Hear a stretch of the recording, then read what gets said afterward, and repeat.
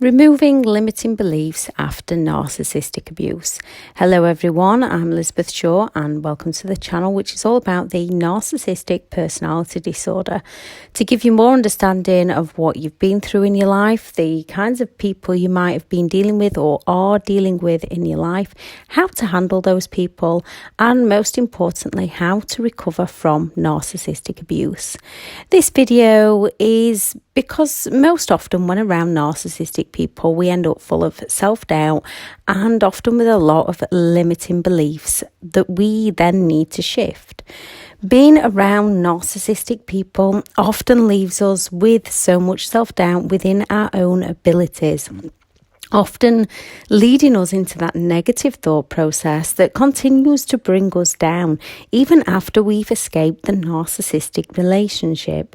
When it comes to dealing with narcissistic people, our job isn't to help them like most of us try so hard to do, only to have detrimental effects on our mental and physical health. Our job is to help ourselves, learn to become who we are. Yes, still be kind and help others, yet have boundaries that no narcissist can take down. Part of who we are or become as a person is also down to our beliefs.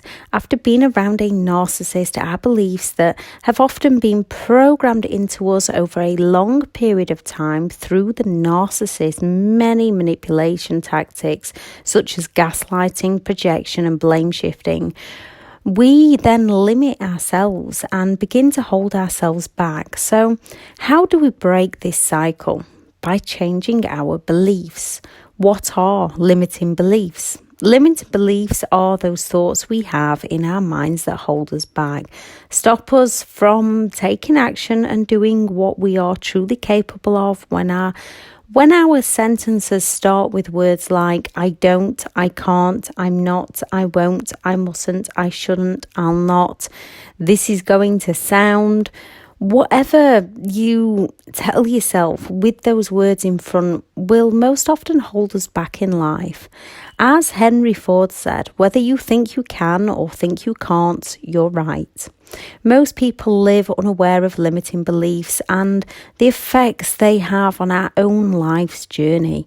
Why do we have limiting beliefs in the first place? Limiting beliefs come directly from our experiences in life. We act, something happens, we then draw a conclusion. When you've been surrounded by one or lots of narcissistic people in your life, you'll also be programmed subconsciously, subtly, and slowly on those limiting beliefs. If you had a narcissistic parent, you might have been told you're not good enough, you can't do that, you're not capable, and so many more.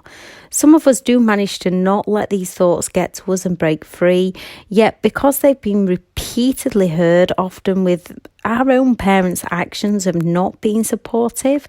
For example, if we tried something new and couldn't do it the first time, instead of having that support that it's okay to fail, that's just your first attempt in learning, it's okay to make a mistake, get up and go again until you achieve, a narcissistic parent might tell you to quit because you're not good enough. When you keep quitting with the words from your parents reinforcing your limiting beliefs, you develop a pattern, and by not seeing what you're truly capable of, this reinforces our own limiting beliefs. If we've had a narcissistic partner who's lied, cheated, gaslighted, and let us down time and time again, you can see from their actions that they hurt you, and you can feel the pain that they have hurt you. Yet with their chosen gaslighting words of, if you hadn't, I wouldn't, you're crazy, you're insecure, no one will love you, who would put up with you, and all the rest, their negative actions towards us and their negative words towards us subconsciously over time programs our mind into believing the false persona of ourselves that someone else has drilled into us, and it's not who we are. So the effects on us, so many who've been through a narcissistic relationship feel deep within themselves that they don't deserve any better. So we often accept things like being treated in a way that we should never have been treated. We are often left full of self-doubt and fear of doing the wrong thing or upsetting people around us, often becoming a people pleaser and becoming more susceptible, to narcissistic people. Not only to be liked by others, but also so that other people don't feel how we felt.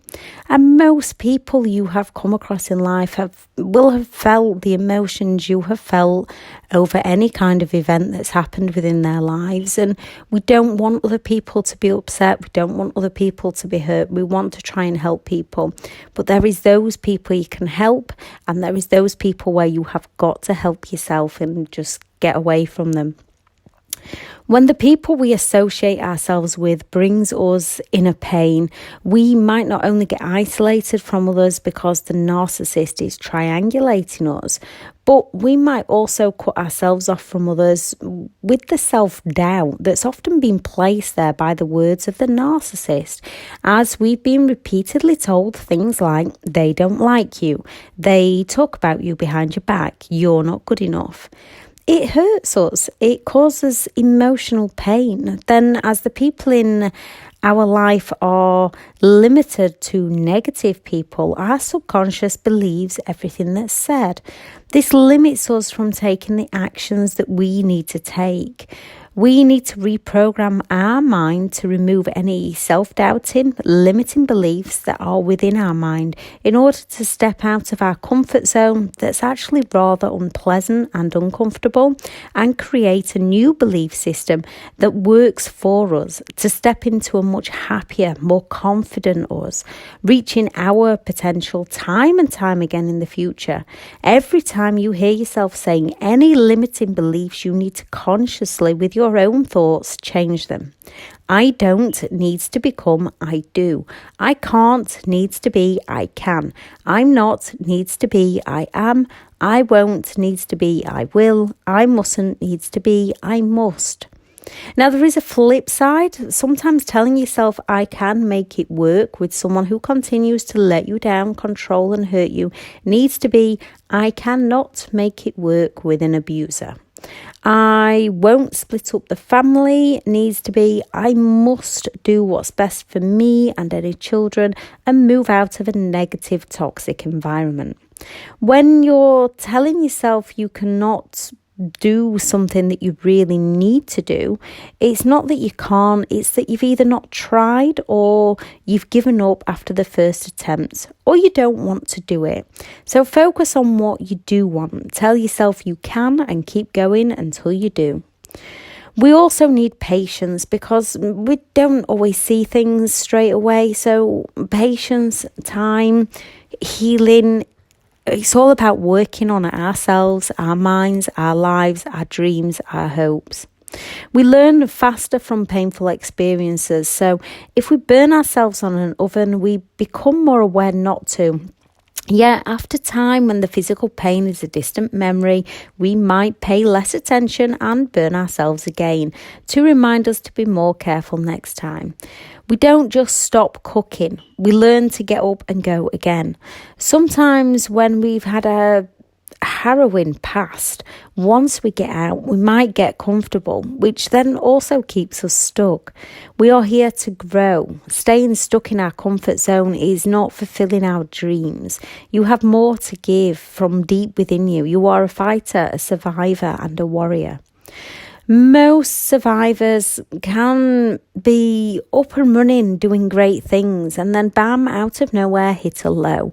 Sometimes those dark clouds reappear to remind us of how far we have come, to retreat, rethink, and then get up and go again, better than who we were before.